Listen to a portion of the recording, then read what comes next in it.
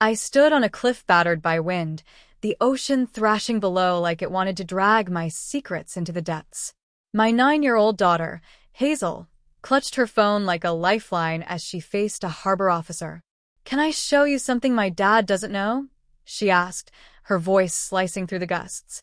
The officer, hat pressed against the wind, gave a cautious nod. Hazel tapped her screen. In that moment, everything I had built, every promise, every sanctuary, crumbled. "My name is Caleb. I'm 39, a boat builder by trade. I craft everything from slender skiffs to hefty trawlers, each one cutting through the waves like a promise kept. My hands are scarred, my clothes smell of tar and sea spray, and my life revolves around two things: Hazel and the work that keeps us afloat. Hazel has my quiet eyes and her mother's fiery spirit.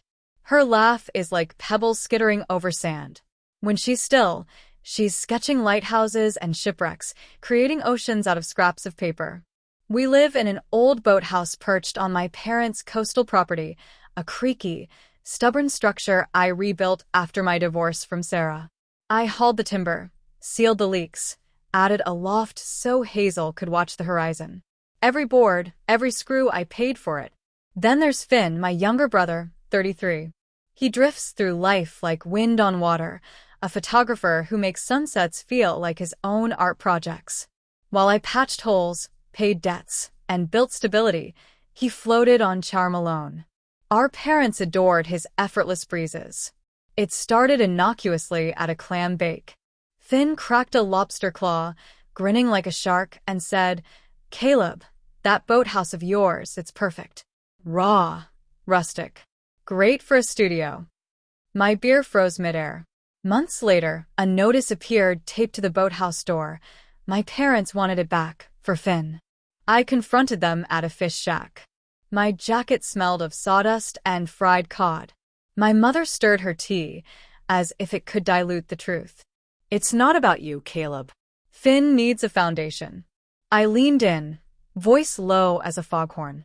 "I'm your son. Hazel's our daughter. This is our home." She looked away. "It's just a boathouse," she said. The tension grew. My father stopped showing up with his old fishing rods.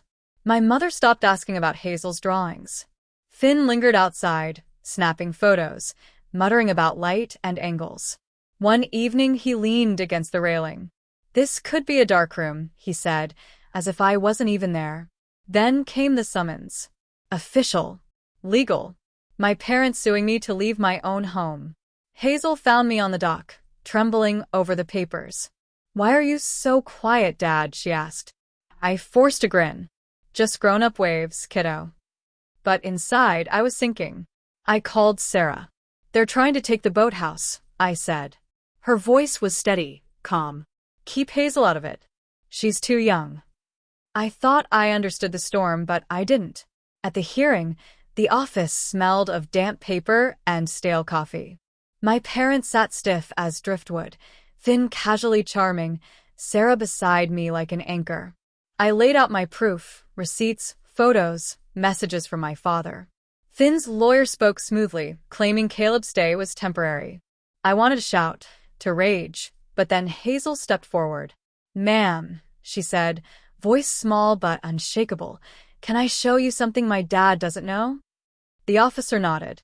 Hazel played a video from her phone. My mother and Finn sneaking into the boathouse 3 weeks prior, tampering with wiring, threatening the bilge pump, plotting a forced eviction. Hazel's tiny voice asked, "Uncle Finn, what's that?" Finn froze, then lied. The room went silent. The officer's gaze sharpened. "This is sabotage," she said. Decision made. I was allowed to stay. Case closed. That night, I sat on the dock, Hazel asleep inside, her phone tucked under her pillow. I tested the bilge pump. It hummed. Safe. Secure. My parents called. I didn't answer. Finn posted a city, loft online. I didn't care. I had built this home for Hazel. They tried to sink us, but we're still afloat. Family isn't a rope you tighten until it strangles someone. It's a line you hold or cut. They cut it. Hazel held it. I'm done patching holes for them. Now I build for us, one plank, one knot, one truth at a time. If you were me, would you forgive them?